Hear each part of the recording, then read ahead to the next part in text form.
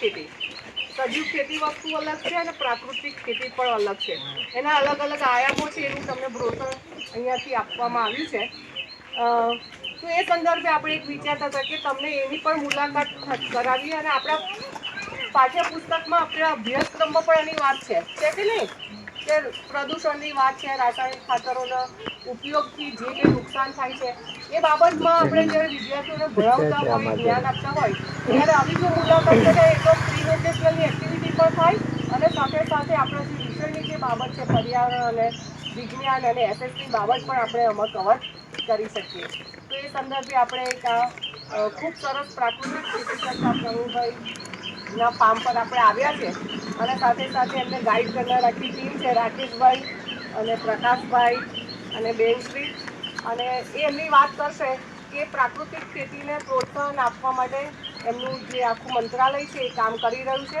અને પ્રવીણભાઈ લગભગ 5 વર્ષથી 2021થી એટલે કે 4 વર્ષથી આ પ્રાકૃતિક ખેતીમાં જોડાયેલા છે અને કેવી રીતે એમની જર્ની સ્ટાર્ટ થઈ અને અત્યારે કેટલે સુધી પહોંચ્યા એ તમને રજૂઆત કરશે. સાથે સાથે આપણી જે પ્રાકૃતિક ખેતીના આયામોનું જે તમારી પાસે છે મટીરિયલ, એમાં કેવી રીતે આપણે ખાતરનો ઉપયોગ, રાસાયણિક ખાતરનો વૈકલ્પિક ઉપયોગ શું, તો એ પણ આપણને અહીંયા લાઈવ બતાવવાના છે કે કેવી રીતે જીવામૃત ને અલગ અલગ બીજામૃત એ બધી બાબત પણ તમને અહીંયા આગળ કહેશે.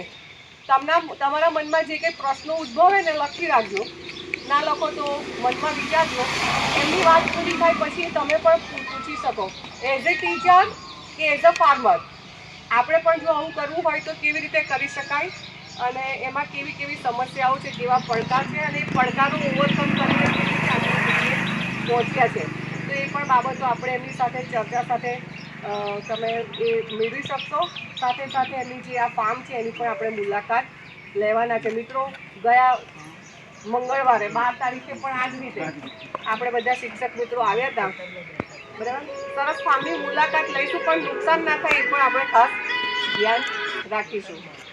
તો હવે પછીનો સમય રાકેશભાઈને, પ્રવીણભાઈને એમની ટીમને આપીએ છીએ. એ આપણને 2021માં મેં સ્ટાર્ટિંગ કર્યું. એના પહેલાં મેં મારા શરીર ઉપર થોડુંક રિસર્ચ કર્યું, કારણ કે મને એસિડિટી છે. એસિડિટીને કારણે મને એલોપેથિક દવાથી કોઈ રિઝલ્ટ ના મળ્યું. આયુર્વેદિકથી જે રિઝલ્ટ મળ્યું, 92 સાલથી સાહેબ એસિડિટી છે. હજુ સુધી આપણે દાખલ નહીં થયા તો કોઈ મોટા ડૉક્ટર જોડે જવું નહીં પડ્યું. તો મને લાગ્યું કે આની અંદર કંઈક ખોરાકમાં છે પ્રોબ્લેમ. એને લઈને મેં પછી પ્રાકૃતિક વિશે થોડુંક એમ કે જંપલાવા વિચાર્યું. ત્યાર પછી આત્માવાળા સાથે કોન્ટેક્ટ થયો અને એમણે જે ગાઈડન્સ આપ્યું એ રીતના મેં પછી મારી પ્રાકૃતિક ખેતીમાં સ્ટેપ બાય સ્ટેપ પ્રગતિ કરી. અને ઉત્પાદનની ગણતરીએ જે વર્ષો જેમ આપણે પ્રાકૃતિકમાં ધંપલાયું, ત્યાર પછી જેમ જેમ વર્ષ ગયો એમ એમ ઉત્પાદન જે કેમિકલ આવે એની કમ્પેરિઝનમાં અત્યારે હું આવી ગયો. અને એવું નથી પાછું કે એક જ પાક આપણે બાવટો કરેલો, શાકભાજીના પાકે કરેલા છે. પહેલાં આપણે ધાન્ય પાકની વાત કરીએ તો બાવટો કર્યો છે, બાજરી કરી છે, ડોંગર અહીંયા આગળ થાય એવી જમીન નથી એટલે ડોંગર પણ થાય છે. અને એ આપણે બીજી ક્યારીમાં એમાં કેમિકલ ને પ્રાકૃતિક બેનું ચાલુ કરેલું છે. પણ એમાં શું છે કે 3 વર્ષના પિયરમાં પેલું ધીમે ધીમે ઓછું કરવાનું, આ ધીમે ધીમે વધારવાનું. આ જે એનું માપ છે એનું એ જ રાખવાનું, પેલું ઘટાડવાનું. એ રીતના અમે એક ખેતરમાં બીજા ખેતરમાં પાછો પ્રયોગ ચાલુ છે. અને આ ખેતરમાં આપણે 2021થી કેમિકલ નાખ્યું જ નહીં. કેમિકલ એટલે કહેવાનો મતલબ કે રાસાયણિક ખાતર, રાસાયણિક દવા, કચરાની દવા પણ કેમિકલમાં આવે. અને એ તો બધા તમે મારા કરતા આ તો પેલું એના જેવું છે કે ચકલીને ઘેર ગરુડ આવ્યા હોય એવું છે. જ્ઞાનની દ્રષ્ટિએ તમે બધા મારા કરતા બહુ ઊંચા લેવલના ગણાવો, કારણ કે હું તો ખેતરનું જ્ઞાન છે મારે તો, બરાબર. હા, એ બરાબર. અને એ તો કોઈ બી ક્ષેત્રમાં કોઈ માણસને એક ક્ષેત્રમાં તો એને કુદરતી રીતના પાવરફુલ હોય ને હોય, ભલે અંગૂઠા છાપ હોય કે પછી પીએચડી કર્યો હોય કે વૈજ્ઞાનિક હોય, એને કુદરતે એક આપેલું જ હોય. તો આપણે ધાન્ય પાકોની વાત કરી કે બાજરી, બાવટો એ તે પાક, ઘઉં પણ થાય પણ ઘઉં નથી કર્યા અત્યારે.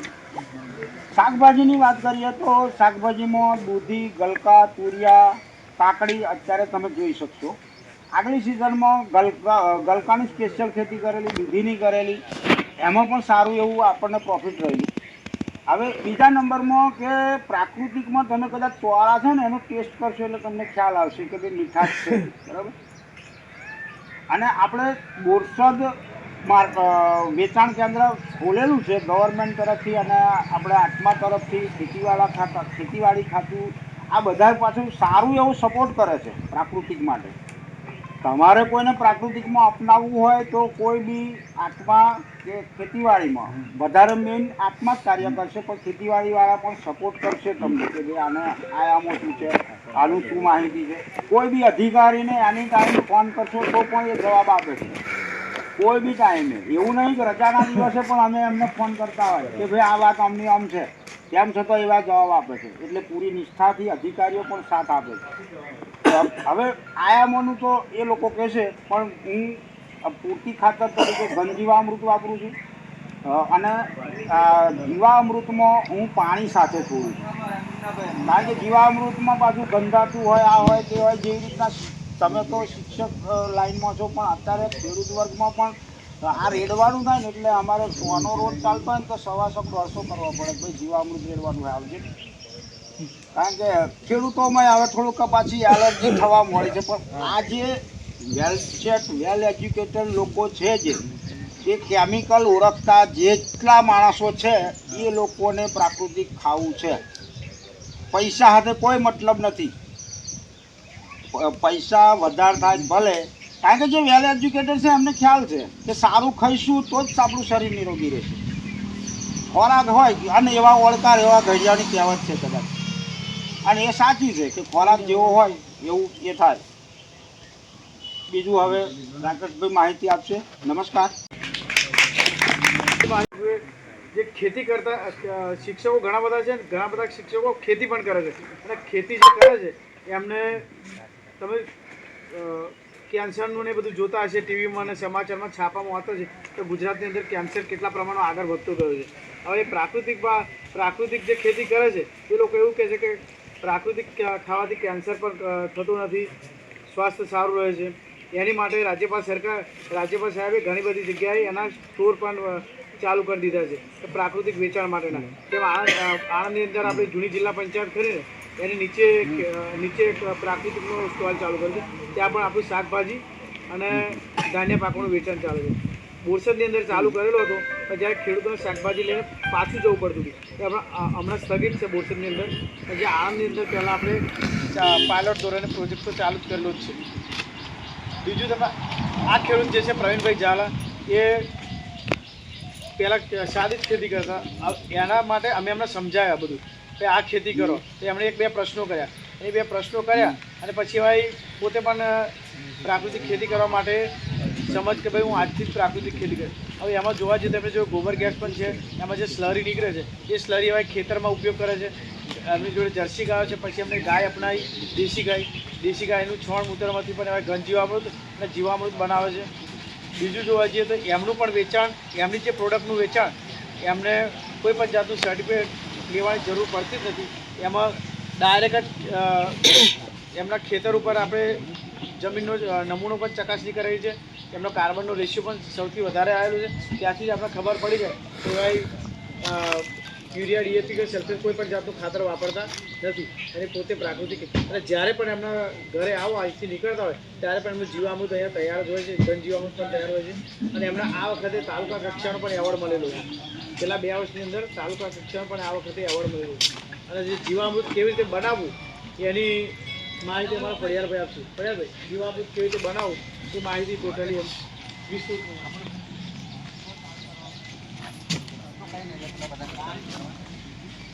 એગ્રીકલ્ચર ટેકનોલોજી મેનેજમેન્ટ એજન્સી લગભગ 12-14 વર્ષથી આ પ્રોજેક્ટ ચાલે છે.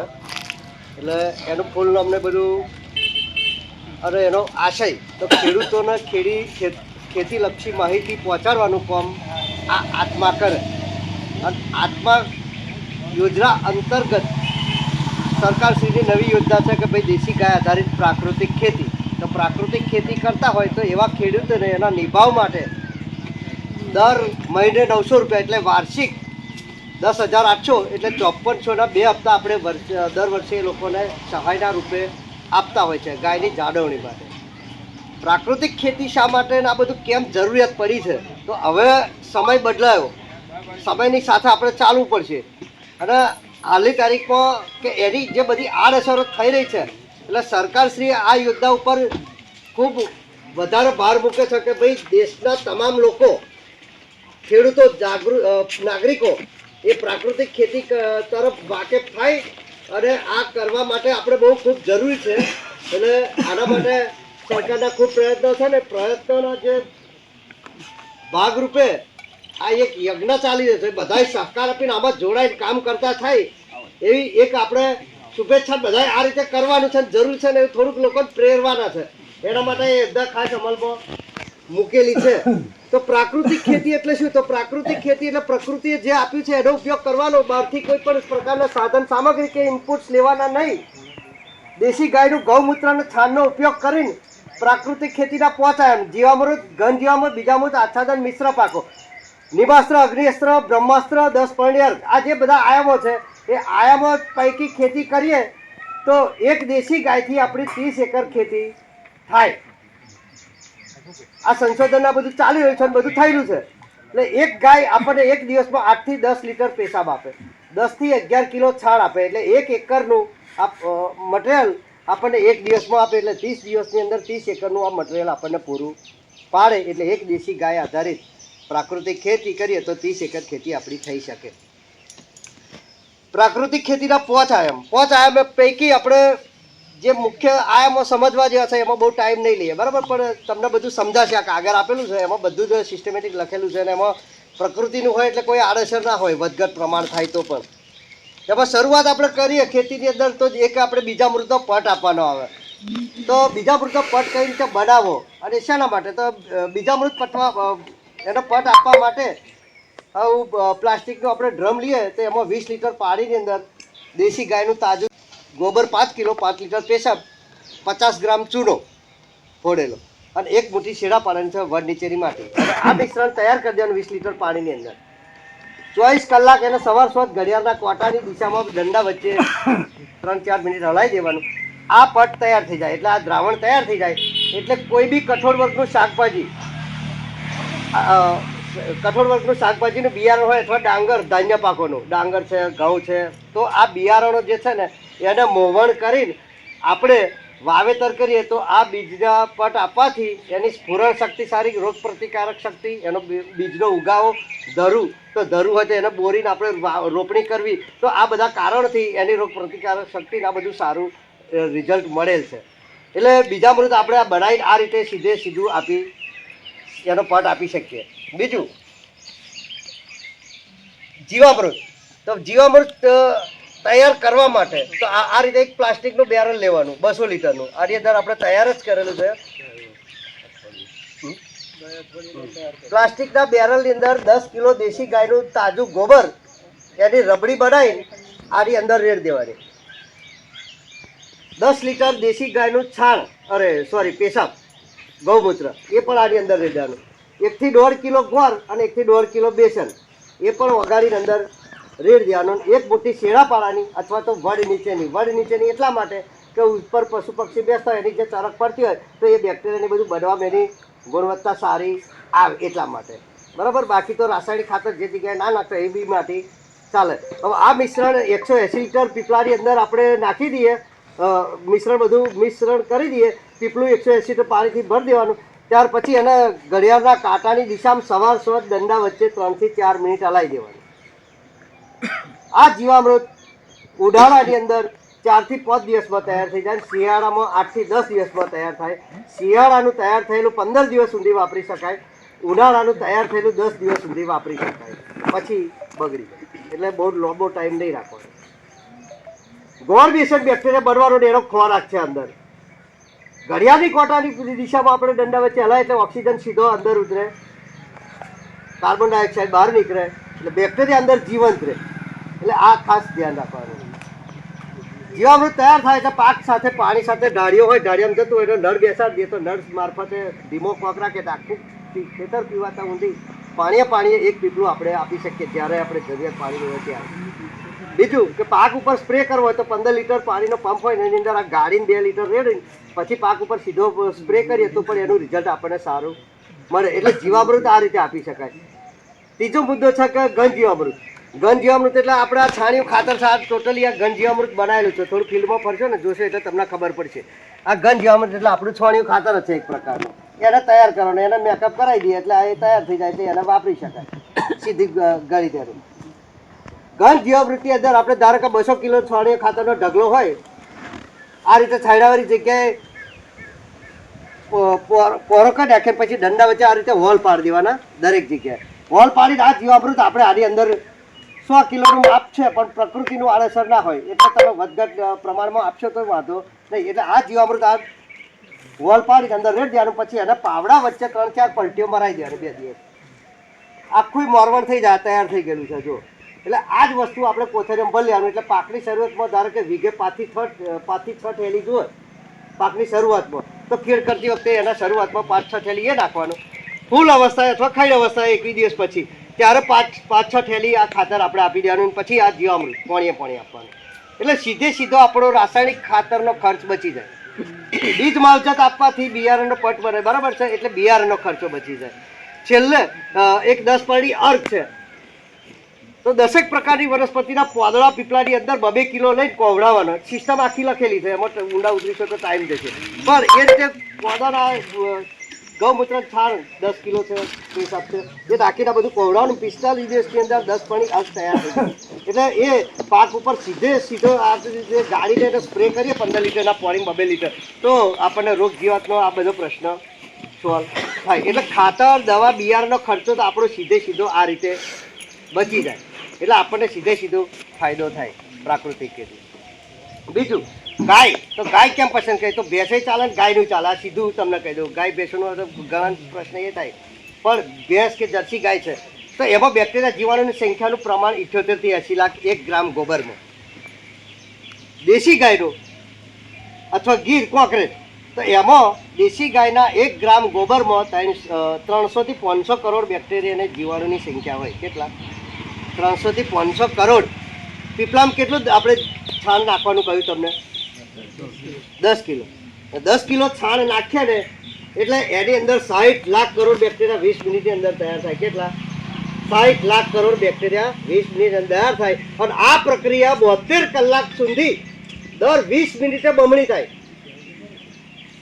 72 કલાક સુધી દર 20 મિનિટે બમણી થાય. એટલે કલ્પના કરશો તમને ખબર પડી જશે કે આ વસ્તુ શું છે. વાતાવરણની અંદર જે કુદરતી શક્તિઓ છે, જેમ આપણે દેવી દેવતા માન્ય છે એમ બધું કુદરત જ છે ભાઈ. એટલે કહેવાનો મતલબ કે કુદરતી શક્તિઓ અને જે પાવર છે એ બધું એની આ સૂર્યકેતુ નાડી છે ગાયની ખૂંદમાં અને સીધું વાતાવરણ 70 થી 80 ફૂટની વાતાવરણની લંબાઈ છે. એમાં 16 પ્રકારના પોષક તત્વોનો પાવર તૈયાર થાય છે. 16 પ્રકારના પોષક તત્વો તૈયાર થાય અને એ પોષક તત્વોનો પાવર છોડ અને પેશાબની અંદર આવે. આ પ્રકૃતિના આપણે ગાયનું મહત્વ છે. ગાય એક આપણી માતા છે, ધરતી આપણી માતા છે. આપણી ગાયોની હાલત કેવી છે એનો એક દાખલો બ્રાઝિલ કાવ મોબાઈલમાં સર્ચ કરજો, તમને ખબર પડશે કે આપણા ભાવનગરના કૃષ્ણસિંહજી મહારાજ એક કાવના સડ બે વસ્તુ આપણે ગિફ્ટમાં આલેલું. ત્યાંથી મહેમાન બનીને જે લોકો આવેલા ત્યાંથી એક ગાય આપણે આલેલી. ત્યાં અત્યારે 40 લાખ ગાયો છે બ્રાઝિલમાં. આપણી એક ગાયની 40 લાખ ગાયો છે. અચ્છે કી ગાય 50-60 લીટર દૂધ આપે. ત્યાંની સંસદ ભવન સામે સ્ટેચ્યુ છે ગાયનું ને મહારાજનું. આપણા ચલણ ઉપર આપણી ગાયનું, આપણે જે મહાત્મા ગાંધીની 500 નોટ ઉપર હોય છે ને એમ બોલો આપણી ગાય આપેલી એનો ફોટો ત્યાંના ચલણ ઉપર છે. વિચાર કરો એ કેટલો દેશ આગળ આવી ગયો. તો આ બધું પ્રકૃતિનું આપણે જે કરાવવાનું છે ને બધું ધ્યાન રાખીને આ બધું સરકાર પ્રયત્નો એટલા જ કરે છે કે હવે રોજે રોજ જે વસ્તુ થઈ રહ્યું છે સામાન્ય દાખલો કે બધા જ આજે કોઈ એવો વ્યક્તિ નહીં હોય કે જે માથાની ગોળી પણ નહીં લેતો હોય. ડાયાબિટીસ, હાર્ટ એટેક, કેન્સર, આજે ગુજરાત કેન્સરમાં પ્રથમ નંબર ઉપર આવી ગયું. કેમ? આ પરિસ્થિતિ આપણે ઊભી કરી છે. તમને એ પણ એવું થાય કે સાલું આ બધા ખાતરા શોધ્યા કેમ બંધ કરી દો, પણ એ બધું સમય હતો. 60ના દશક પહેલાં આપણા દેશની જનસંખ્યાને પહોંચી વળવા માટે અનાજને આ બધી અછતો હતી તે ઘડી રાસાયણિક ખાતરો સંશોધન થવાનું આત્મનિર્ભર બન્યા અનાજની બાબતે, એટલે ઉત્પાદન આપણી જોડે વધી ગયું. પણ એની સામે આપણે આડેધડ જે રાસાયણિક ખાતર અને દવાનો ઉપયોગ કરવા મળે છે એટલે જમીનો આપણી બગડી રહી છે અને આવનારા 20 થી 25 વર્ષ આ જમીનની અંદર કશું પાકવાનું નથી, આ નક્કી છે. એના બધા સંશોધનો છે. અમે પણ ત્યાં રાજ્યપાલ સાહેબનું ફાર્મ છે ત્યાં મોકલીએ છીએ ખેડૂતોને જોવા માટે, શીખવા માટે. એટલે આ પરિસ્થિતિ બધી આડઅસરો ઊભી ના થાય એના માટે સરકારશ્રીના સતત આ પ્રયત્નો છે કે દરેક ખેડૂતો પ્રાકૃતિક ખેતીમાં જોડાય અને આ બધું કરતા થાય. એના માટે તો જોકે અમારી ટીમ તો છે જ, બધું કામ કરી રહી છે. એક જાણવા જેવું કહું, હમણાં હવે આપણે બોરસદ તાલુકાના પોસદ ગામ છે. પોસદ ગામની અંદર પણ મિશન અને નોન મિશન, એમાં મિશનના 5 ક્લસ્ટર અને નોન મિશનના 17 ક્લસ્ટર, એમ કહીને 22 ક્લસ્ટર. 22 ક્લસ્ટરની અંદર હવે 22 નું 44 બહેનો લીધી છે આની દેખરેખને કરાવવા માટે. વિચાર હવે બધા તો છે જ, પણ અમારી મોનિટરિંગમાં આ બહેનોને સતત આ મોનિટરિંગ થાય, મિટિંગ થાય, પ્રચાર પ્રસાર થાય. વિચાર કરો કે કેટલા બધા સરકાર બજેટ ફાળવે છે અને આમાં આ ધ્યાન આપે છે. એટલે આ બધું જરૂરી છે. એટલે જો મેઇન વસ્તુ આપણે જીવામૃત છે, બરાબર. જીવામૃત તમને કહી દીધું, 10 મણી અરકું કહ્યું છે, પછી બીજા મૃતો. એટલે મેઇન મુદ્દા ખાસ તમને જે કહેવા જેવા કહી દે કે આપણી ઝીરો બજેટની ખેતી આ રીતે થાય. હવે સમય હતો કે આપણા ગઈડિયાન બાપ દાદાઓ જે ગોચા પહેરતા હતા, ટોપીઓ પહેરતા હતા, એ 100 વર્ષ જે જીવવાનો યુગ હતો ને એ બધો પૂરો થયો. કારણ કે નાનપણની અંદર સારા ખોરાકો બધા એમણે ખાધેલા. અને તે વખતે કેવું હતું મને પોતાને ખબર છે, એ તમને કહું. આ ગરોન બરો બધું જે આયુર્વેદિક આપણે ગરો તમે સાંભળી રહેશે નામ, ખબર છે? તો આપણે પહેલાં શું કરતા હતા, તેલના ડબ્બા હોય ને એમાં બધા ગરોને આવું બધું બારોમથી કાપી લાવે અને બાફીને છે ને કટકા કરીને એ ભેંસોને ખવડાવે. એટલે પેલું કૂવામાં હોય તો અવાડામાં આવે કહેવત જે છે ને આ એવું છે કે પેલું બધું જે આયુર્વેદિક બિલ ગાયો ભેંસોને ખવડાવે ને પ્રકૃતિનું બધું આ છે. એટલે એ સીધું આપણને દૂધ ને ઘી ને બધું ખાવા. અત્યારે તમે 5000 રૂપિયા આપશો ને તો તમને એ ટાઈપનું જે તે વખતે ઘી ખાધેલું ને એ અત્યારે 5000 રૂપિયા કિંમતમાં તમને 1 કિલો ઘી નહીં મળે એ સ્વાદવાળું. પહેલાં હવે બધા થોડા નાના હતા, માટીના વાસણમાં ખાતા હતા, ચોબાના વાસણમાં. પણ એ બધું શું હતું, એ બધા એના તત્વો જે કહે હતું એ બધું આપણા શરીર માટે ઉપયોગી કારક હતું. એ સમયે 100 વર્ષ જીતા હતા. આજે આપણી 50-60ની રેન્જ બંધાઈ ગઈ અને આ રેન્જ તૂટીને હવે સીધા બધા 30 થી 40માં આવવાના છે. કોણ? આપણા જે નવા જનરેશન જન્મી રહ્યું છે ને એ. એટલે આ પ્રકૃતિનો બદલાવ નહીં લાવીએ ને. અને બીજું જે સીધું છે, હમણાં આપણા વારંવાર બધા મિશન ઉપર જાય છે, ઉપર વારંવાર મોકલા છે ને બધા દેશવાળા. આ બધી હોડ કેમ લાગી છે કે જેમ મને મનુષ્ય જાતિને જીવંત રાખવા માટે આ સરકારના પ્રયત્નો જુઓ તમે કે 5-50 ભવિષ્ય આ કોરોનાથી મહામારી આ બધું જે આવ્યું એ ઘરે કેવી પરિસ્થિતિ હતી. આ ગાય માતાનું જે સ્થાન છે ને એનું જે આપણે ધુમાડે છે, અત્યારે તો માર્કેટમાં લગભગ 70 થી 100 પ્રકારની પ્રોડક્ટ, એના ઘડિયાળ છે, અગરબત્તીઓ છે. આ બધું મહત્ત્વ કેમ છે? માણસ મરી જાય તો આપણે ખાણાની જરૂર પડે છે. આજે લગભગ કોઈને ખબર નહીં હોય કે આ છોડા કેમ વપરાય છે, અથવા ઓરીમાં હવન કરવા બેસે તો આપણે ખાણાની કેમ જરૂર પડે. લગભગ કોઈ નહીં ખબર હોય. કારણ કે હું તો મિટિંગ કરવા દઉં છું એટલે કોઈ ઊંચી અઘરી નહીં કરતા, મને નહીં કહેતા. પણ હકીકતમાં આ અશુદ્ધ વાતાવરણને શુદ્ધ કરવાનું કામ આ ધુમાડી કરે. કોઈ માણસ મરી ગયો હોય એટલે એના વાયરસ જીવાણુ જે કંઈ હોય તો આપણે બધા જે પાછળ જતા હોય, આવતા હોય, આજુબાજુ હોય તો એ આ ધુમાડી મારવાનું કામ કરે.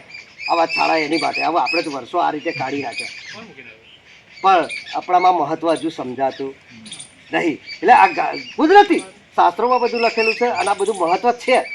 એટલે આ બધું ખરેખર છે ને પ્રકૃતિનું અપનાવવા જેવું છે. પ્રાકૃતિક થયું બરાબર. હવે ધીરે ધીરે તમે છોણિયું ખાતર અને ઘન જીવામૃત આપતા રહેશો સતત, તો તમારું ઉત્પાદન વધતું જશે. ઉત્પાદન વધતું જશે એટલે કે પહેલાં યુરિયા ડીએપી આપતા હતા અને એ ઉત્પાદન આપતું હતું એના કરતાં પણ ઉત્પાદન વધતું જશે. હવે માર્કેટમાં આવ્યું કારણ પેલી 400 રૂપિયા મણ બાજરી મળે છે અને પ્રાકૃતિક મારે વેચવી હોય તો મારે માર્કેટ ક્યાં છે? તો માર્કેટ કોઈ પણ જગ્યાએ માર્કેટ એનું છે નહીં. પણ આપણે જ્યાં આગળ સ્ટોલ બનાવેલા છે ત્યાં સ્ટોલ ઉપર જઈને આપણે વેચી શકીએ છીએ. બીજા નંબરે છે પ્રાકૃતિક તમે કરતા તો જે બહારની પબ્લિક છે, જે ડૉક્ટરો છે આજે બધા એ બધાએ તમારું વોટ્સએપ ગ્રુપમાં તો ઓલરેડી નોંધાવતા હોય છે કે મારે 20 કિલો બાજરી જોઈએ, મારે 25 કિલો બાજરી જોઈએ. એ જે પ્રાકૃતિક કરતા હોય છે એની જોડે તો હોતી નહીં એટલી બધી, તો એની ઉપર પેન્ડિંગ ઓર્ડર હોય છે કે ભાઈ અમારે આટલી બાજરી જોઈએ છે ને 20 કિલો ચોખા જોઈએ છે. એ બધા આણંદમાં ઘણા બધા ખેડૂતો પ્રાકૃતિક કરે છે અને એમના અત્યારથી એમના પેન્ડિંગ ઓર્ડર હોય છે કે મારે આટલા ચોખા જોઈશે. ડાગર કરતા હોય છે પણ એવા ચોખા મિલિંગ કરાવીને પણ તમને ચોખા આપશે. શાકભાજીનું પણ એ પ્રમાણ હોય છે. શાકભાજીનું અમારી જિલ્લા પંચાયત અમૂલ ડેરીનું સામે હોય છે તો શાકભાજી લઈને જાય છે તો ચાલુ તો હમણાં જ કર્યું છે પણ ત્યાં જે જરૂરિયાત જેટલું શાકભાજી લઈને ખેડૂતો આવતો હવે તો જરૂરિયાત કરતાં વધારે લઈને જવું પડે છે કારણ કે હવે કસ્ટમર વધવા મળે છે ત્યાં ઘણા બધા કસ્ટમર. તો પ્રાકૃતિક ખાવું શા માટે? તો સ્વસ્થ સારું રાખવું હોય તો પ્રાકૃતિક ખાવું જ પડશે. તમારે આખું ખેતર અમે પ્રાકૃતિક કરવા નહીં કહેતા પણ તમારા ખાવા લાયક પ્રાકૃતિક કરો. એમ તમારું જેટલું ખાવાનું હોય છે ઘર માટે એટલું તો પહેલાં પ્રાકૃતિક ચાલુ કરો. હવે સિટીવાળા શું કરે છે, ટેરેસ ઉપર માટી ભરાવે છે, ટેરેસ ઉપર ચાલુ કરે છે. ભાઈ ટેરેસ ઉપર છોડવા કૂડા ઉછેરે છે. 4 છોડવા રીંગણીના હોય ને તો 4 રીંગણીના છોડવા થતા હોય, દૂધીનો છોડવો ઉછેરે છે. પછી ઘણા બધા જે દોણા અને મરચાં પણ ઘેર છે. અત્યારે મરચીમાં એટલું બધી રોગ જીવત આવે તો શું થાય તો એનો દવાઓ ઘણી બધી છોટવામાં આવે છે. હવે જે પ્રાકૃતિક કરે છે એ લોકો ઘન જીવામૃત વાપરે છે અને 10 પરણી અને સુઠાસ્ત્ર ને બધું અંદર છે એ બધું વાપરવાથી એનામાં રોગ જીવત ઓછી આવે છે. અને સૌથી વધારે દવાનો ઉપયોગ થતો હોય તો મરચી પાકમાં, અને મરચી પાકમાં ઘણા બધા ખેડૂતો જે પ્રાકૃતિક કરે છે એ કંઈક અમારામાં રોગ જીવત આવતા અને બાજુવાળાનામાં રોગ જીવત આવતી પણ એમનામાં આવતી નહીં. એનું કારણ આની ગંધ અને એનો રોગ પ્રતિકારક શક્તિ એનામાં વધારે હોય છે એટલે એમાં આવતી. કોઈ પ્રશ્ન ખેતી લાયક હોય તો કોણ? અત્યારે તો બધા રિટાયર થાય શિક્ષક એ 2-5 વીઘો જમીન પહેલાં ખોરતા જ હોય છે. પહેલાં રિટાયર થયા પછી જમીન રાખીને ખેતી ચાલુ કરી દઈએ. અમુક શિક્ષક એવા હોય છે કે ભાઈ તબેલો કરીએ, 2-4 ગાયો લઈએ, એમાં પણ ઘણા બધા આગળ વધતા હોય છે. કારણ કે છેલ્લા અમે તો 10 વર્ષથી બધા ફરીએ છીએ એટલે અમને તો ખ્યાલ જ હોય છે કે શિક્ષક રિટાયર થાય એટલે જમીન રાખી કાઢે પહેલાં. જમીન રાખે એટલે ખેતી કરવા ભાગ્ય રાખી દે. પણ જે શિક્ષકોને શિક્ષિત વર્ગના જે રિટાયર થઈને જમીનો રાખે છે એ સારામાં સારી ખેતી અત્યારે કરતા હોય છે અને પણ આગળ આવવામાં અને એ પેકિંગ કરીને એનું મૂલ્યવર્ધન કરીને પણ એવા વેચતા હોય છે. ખેતી લગતો કોઈ પ્રશ્ન હોય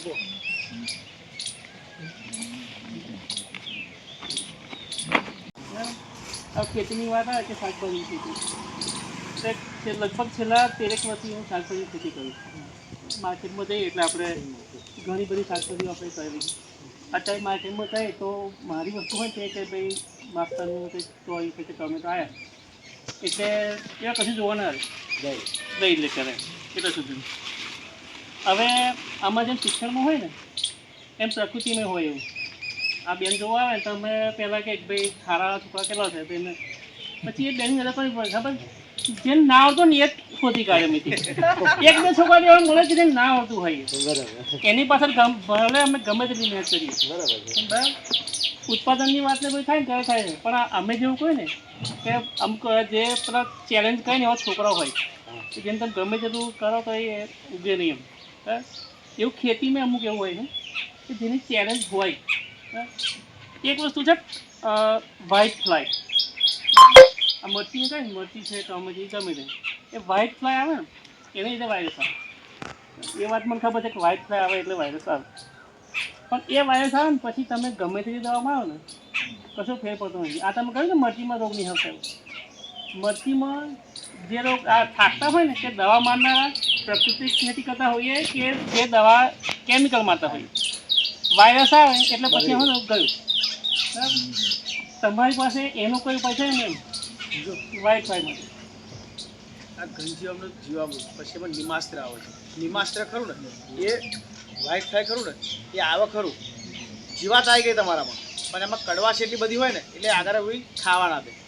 કડવાશના હિસાબે આગળનું છોડવાને નુકસાન ના થવા દે એટલે એવું વ્હાઇટ ફ્લાય ત્યાંથી આગળ વધશે નહીં ત્યાં એવું મરી જશે. કોશિકા જેવું પ્રકારમાં નીચું પડી જાય. એ આગળનું ઈયર આવે છે. ઈયર ઘણી 2-3 વર્ષ પહેલાં ઈયર આવી ગઈ હતી ડોગરમાં બહુ જ ઈયર આવી હતી ધૂમ બરાબર. તો લોકો દવાઓનો ઉપયોગ એટલો બધો છંટકાવ કરતા હતા પણ એનો ઉપયોગ ઈયર તો રહે જ. બીજા નંબરે જે તે ખેડૂતો હતા ને એ શું કરે લીમડો પાલ લાવે ગળો પાલ લાવે એમ ઉકાળી અને જેના છોડતા હતા એના ઈયરનું પ્રમાણ ઓછું હતું. કંટી ઓછી કાપતી હતી. કારણ શું હોય કે જે ખાવાનું હતું ખોરાક એનો કડવાશ આવી ગઈ એટલે એવું ખાઈ શકતું નથી એટલે એવું જમીન નીચે પડી જાય છે, જમીન નીચે પડી જાય એટલે પોચીટો બનીને જમીનની અંદર મરી જાય છે કે ગમે તે. પણ જે આપણને તમને તમારી આગળ કડવું આપે વસ્તુ તો તમે ખાશો નહીં ખાવ, બરાબર. 5 દિવસ શરીર કડવું આપ્યું તો નહીં ખાવ, અને મીઠાશ આપી તો ખા કરજો. એવી રીતે આ રોગ જીવાતમાં આવું જ છે. રોગ જીવાતની અંદર તમે એકવાર 555 આપી દીધી દવા, એ દવા આપશો એટલે 1 કે 2 દિવસ એ દવાનો જોડે પાવર છે ને તો લાગી થશે, પછી એનો બીજાના ખેતરમાંથી પણ તૈયારી આવી જશે. આ પેલું કડવાશવાળું જે નિમાસ્ત્ર અને સુઠાસ્ત્ર વાપરેલું છે તો તમારે એક ખેતરની અંદર બીજાના ખેતરમાં આવ્યું છે પણ તમારા ખેતરમાં નહીં આવે, કારણ કે કડવાશ છે. પહેલાં 1 કે 2 બચકું ભરી જશે પછી પાછું જતું રહેશે, કાં તો એને કડવાશના હિસાબે જતું નથી, અને 100% એનું રિઝલ્ટ છે. સુભાષ પાલેકર પ્રાકૃતિક કૃષિ ખેતી, સુભાષ પાલેકર પ્રાકૃતિક કૃષિ ખેતી એ પણ ઓનલાઈન ચાલુ હોય છે, અને ઓનલાઈન એને બતાવવામાં આવે છે બધું. એના તમારે શું વાપરવું, કયું વાપરવું એ બધું જ એના વિડીયો આપણે મૂકેલા જ છે સુભાષ પાલેકર પ્રાકૃતિક કૃષિ ખેતી પર, બધું જ તમને ઓનલાઈન બતાવે. આમાં તમે જે કહો છો ને, આપણું તમે વાત કરી ને આમાં આપણે પ્રાકૃતિક ખેતીની અંદર કેવું છે કે 5 આયામો લઈને ચાલવું પડશે. એકલો પાક હશે તો નહીં ચાલે, કારણ કે જો તમારે આમાં છે ને એક દળી સાથે દ્વિદળ બરાબર છે, પછી બાઉન્ડ્રી પાક તમે લાગો તો હજારીકલ તમે લગાવો તો પહેલી કોઈ બી ઈયળ હશે ને તો પહેલાં ત્યાં આવશે, મેન પાક ઉપર તમારે ના આવે. સમજ્યા વાત ને? પછી કઠોર વર્ગના પાક તમે કરો તો વાતાવરણનો જે આપણે જે છે બરાબર છે નાઇટ્રોજન બરાબર છે, તો એની મૂળ ગંડિકા મળે રાઇઝોબિયમની ગાંઠો, તો એના દ્વારા એને ફ્રીલી નાઇટ્રોજન મળશે એટલે તમારે ખાતર નાખવાની જરૂર નહીં પડે, બરાબર. એટલે તમે એકલા પાકની વાત કરો, કારણ કે પ્રાકૃતિક ખેતીની અંદર તમારે 5 આયામો લઈને ચાલતો તો તમને રિઝલ્ટ મળશે. પ્રવીણભાઈ તમે પૂછો. હવે આપણો તો એના ખેડૂત ધનાવંશીના ખેડૂત છે, માધવસિંહ કરી આમાં સરપંચમાં ચૂંટાયા છે, અને સરપંચ છે એમની આપણે ખેતી જોવા જઈએ ને તો ગિલોડ જ્યારે આજની તારીખમાં 7 રૂપિયા કે 8 રૂપિયા બજારમાં જબલું ભરી જાઓ ને તો 8 રૂપિયા કિલો બજારમાં વેચાતું, ત્યારે એમનું જ ગિલોડ 120 રૂપિયે સુરતમાં એવા વેચીને આવે છે. ત્યાં આગળ કેવું છે કે એમાં એમની શું સર્ટિફિકેટ નહીં માગતા, ત્યાં આગળ આખું ભરેલું માર્કેટ હોય છે પ્રાકૃતિકનું વેચાણવાળું, અને એ માર્કેટની અંદર જાય એટલે ત્યાં આગળ 5 જણા બેઠેલા હતા, એમની જો સર્ટિફિકેટ હતું નહીં. પણ હમણાં પાછા કેમ કરાય એટલે પહેલાં એમને ગિલોડાનો ચાખ્યો, ત્યાં ગિલોડો ચાખી જોવા દે, એટલે ગિલોડો ચાખી જ ભાઈ એમને કહી દીધું કે આ પ્રાકૃતિક છે. હવે ત્યાં આગળ વર્ષોથી ભાઈ ગિલોડો ચાખે જ છે, ત્યાં આગળ જે એટલે ગિલોડું ચાખીને કહ્યું ભાઈ હવે તમે તમારો ભાવ બોલો, એટલે આ વ્યક્તિ ભાવ ના બોલે, કારણ કે મારું 8 રૂપિયા 7 રૂપિયા જાય ગિલોડું જાય, એટલે ત્યાં આગળ હું વેચવા જાઉં તો હું ભાવ શું બોલું, તો પછી ભાઈ એમણે વેચવા માટે બેઠ્યું અને એમણે કહ્યું ભાઈ 120 રૂપિયા તમે કિલો ગિલોડા વેચ્યું, પણ અમને 120 રૂપિયાનો ના કંઈ 100 રૂપિયા 80 રૂપિયા એમના ગિલોડા વેચીને, અને આજની તારીખમાં 15 કિલો 20 કિલો ગિલોડા થયા હોય તો એવા સીધા સુરત માર્કેટ પછી વિદ્યાનગર માર્કેટમાં ત્યાં આગળ એવા વેચવા જાય છે, એમના 100 રૂપિયાથી ગિલોડો વેચો હોય. અને અત્યારે ગિલોડા તમે બજારમાં કોથળી આખી લીધી છે તો પછી એ પ્રમાણે દૂધીની વાત કરી તો આ દૂધી આખું જબલું લે છે તો 150 રૂપિયામાં લઈ લે છે, ત્યારે અત્યારે 50 રૂપિયા કિલો એમને માર્કેટમાં અત્યારે પ્રવીણભાઈ દૂધી વેચે છે. નંગ ઉપર વેચાય છે, અત્યારે નંગ ઉપર દૂધી વેચાય છે. રાકેશભાઈ, આ સાહેબનો પ્રશ્ન એવો છે કે અત્યારે કોઈ મરચાની આવી ખેતી પ્રાકૃતિક કરતા હોય તો એવું કોઈ એ જોવા હું એવું કહું છું કે મરચીને તમે જે દેખાય ને એવો કોઈ હોય જેવું કે પ્રાકૃતિક ખેતી કરતો હોય ને એમાં સફળ થવું એવું મરચી તમે 2 પાકી છે. અમે તમારો નંબર લઈ લઈએ છીએ, તમને વોટ્સએપ કરી દઈશું કે જે પ્રાકૃતિક ખેતી કરતા હોય તો ચરોતરમાં છે ઘણા બધા ખેડૂત. ગિરીશભાઈ કરી છે, નરેશભાઈ કરી છે, રાજ્ય કક્ષાનો એવોર્ડ મળે ત્યાં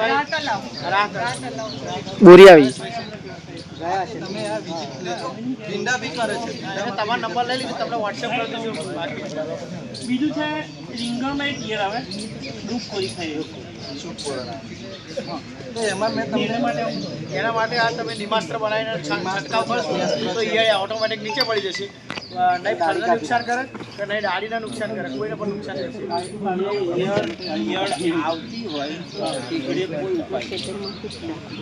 આવી ગયા પછી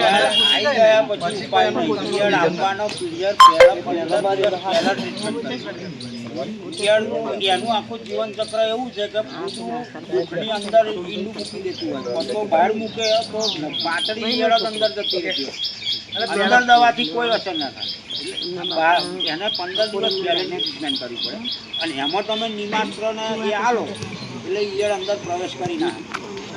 ત્યાં કેવું છે કે એના બીજામૃતની ટ્રીટમેન્ટ આપેલી હોય તો તમારે ઘણો ફાયદો રહે. જીવામૃત હશે ભેગું જીવામૃત આ તો થયા પછી ચોમાસામાં આવે અને ને, બીજા આપણે આ તમને છઠ્ઠા મહિનામાં આવે ટ્રીટમેન્ટ આપેલી હોય ને તો એની અંદર પેલા ધરુવાળી આપણે તમે પોતે તો ધરું નાખેલું હોય કદાચ બીજા તો ધરું લાવો તો એનાથી રોગ દિવસ પણ આપણે તો આવી શકે છે બરોબર છે એટલે બીજા આપણે ટ્રીટમેન્ટ અમાસના આપી દેવાની. પૂનમ 2 દિવસ અમાસ પછીનો તીજ પૂનમ પછીની તીજ અવશ્ય દવાનો સ્પ્રે મારી દો 15 દિવસે એટલે કોઈ બી ઈયળનું જનન અવયવનું સેટિંગ હોય ને તો અમાસ પછીના ત્રીજા દિવસે ઈંડામાંથી બહાર નીકળીને છોડ ઉપર એટેક કરે બીજા દિવસે મારી દેવાનું અને આ બધી દવાઓ જે અસ્ત્રો બતાવ્યો છે ને એ જીવાતને મારતો નથી એને ભૂખે રાખીને મારી નાખે ખાવા ના દે છોડવા એટલે precaution is better than cure. બરાબર? એટલે પહેલેથી જ પગલાં લેવાના. હા, પહેલેથી પગલાં થઈ ગયા પછી આ નહીં. પ્રાકૃતિક ખેતીમાં પહેલેથી જ પગલાં લેવાના. પહેલેથી જ. રાસાયણિકમાં પણ પહેલેથી જ પગલાં લો તો વર્મી મેળાય. કંપનીના પ્રાકૃતિક ખેતી અલગ છે કંઈ?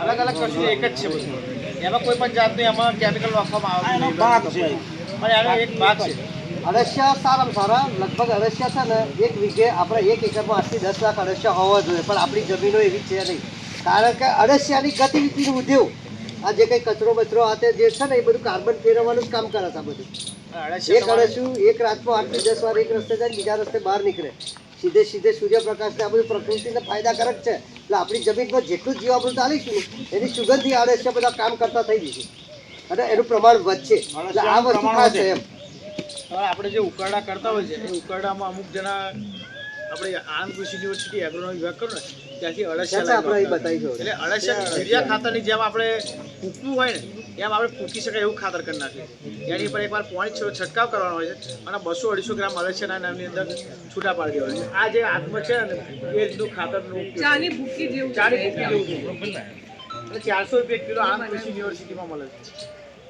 આ વરસથી આવે ને એટલે સૌથી પહેલાં ભૂંડ આવે. જો ભૂંડનું ને બધું તો એક દાખલો આપો ના ના જો એક દાખલો મારો પોતાનો સત્ય કૃષ્ણએ ઉભા રહીને કેટલા લોકો મરાઈ નાખ્યા કૃષ્ણએ ઉભા રહીને કેટલા જ મરાઈ નાખ્યા 18 અક્ષરની સહિત મારી નાખ્યું તો તે એ સંહાર નતો એટલે અમુક ટાઈમે તો પછી સંહાર આવે આની સુગંધ સંભાળ આવતો હોય જીવામૃતનો છંટકાવ કરેલો હોય જીવામૃતનો છંટકાવ કરેલો હોય તો ભૂંડ આવતો નથી જીવામૃતનો છંટકાવ કરેલો હોય તો ભૂંડની એ ખેતરમાં તમારે પારો પાર જતું રહે છે પણ તમારું નુકસાન કરશે નહીં. સૃષ્ટિ ઉપર જીવવાનો દરેકને અધિકાર છે કુદરતે દરેકને મૂક્યા છે કામ કરવા આ જેમ અળસિયા ઉદ્યોગની વાત કરી ને આપણે પેસ્ટિસાઇડ દવા અળસિયા એટલે જેમ જેમ આપીશું ને તો આ બધાનો નાશ કરવા મળે છે પ્રકૃતિનો આપણે નાશ પ્રકૃતિ આ છે જાંબુ છે એમણે પોતા ડીએપી યુરિયા સલ્ફેટ કશું જ નહીં રાખ્યું હોય થળિયામાં દર વર્ષે જાંબુ આવે છે આ સીતાફળ બેસે આ ગુંદા છે તો એ પ્રકૃતિનો હોય તો શું છે દર વર્ષે એની પર આંબા ઉપર કેરીઓ આવી જાય છે તે પ્રકૃતિનો હોય એટલે આ સીધું કરી આ તો માર્કેટમાં ગયું ને એવું વાત કરું સાંજે પ્રશ્નો તો હવે નહીં માર્કેટિંગમાં શાકભાજી પાકમાં તો માર્કેટિંગ થાય જ ને. એટલે તમે એકાદ વીઘું કરો બરાબર છે ઠીક છે તમે બીજા પાક કરી વનરાજ એની જોડે વધારે છે. વનરાજસિંહ ચૌહાણ કરી છે બરોડાની અંદર એની જોડે 3 વીઘો છે અને 3 વીઘો છે ઓછામાં ઓછા એની મહિનાની આવક 3 લાખથી ઉપરની મહિનાની આવક એ કેવી રીતે એ આપણને સમજાવતા નહીં પણ એના જે પાર્ટેશન ખરા ને એ 1 વીઘાની અંદર ઓછામાં ઓછી 12 જાતની એને ખેતી કરેલી છે અને 3 વીઘાની અંદર બધી જાત તમે માગો એ શાકભાજી એની જોડે મળી રહે અને માગો એ શાકભાજી મળી રહે અને ફોલી અને કટિંગ કરવાનું તો કટિંગ કરીને પણ એ શાકભાજી એવું પહોંચતું પડે પેકિંગ કરીને કે જે આનું મૂલ્યવર્ધન કરી વનરાજસિંહ ચૌહાણ વેલ્યુ એડિશનનો જમાનો છે વેલ્યુ એડિશન અને પોતાની જ પ્રોડક્ટ પોતે જ માર્કેટિંગ કરે. ત્યાં એ લોકો ગ્રુપ બનાવે ખેતી એકલી કરવી જરૂરી નહીં માર્કેટિંગ પણ હવે એ લોકોનું સાહેબ એ લોકોનું બધું જ બરોડા આવે છે આમ તો ભરી અઠવાડિયામાં 2 ડિલિવરી એ જે વાત કરી બરોડા વાળા એટલે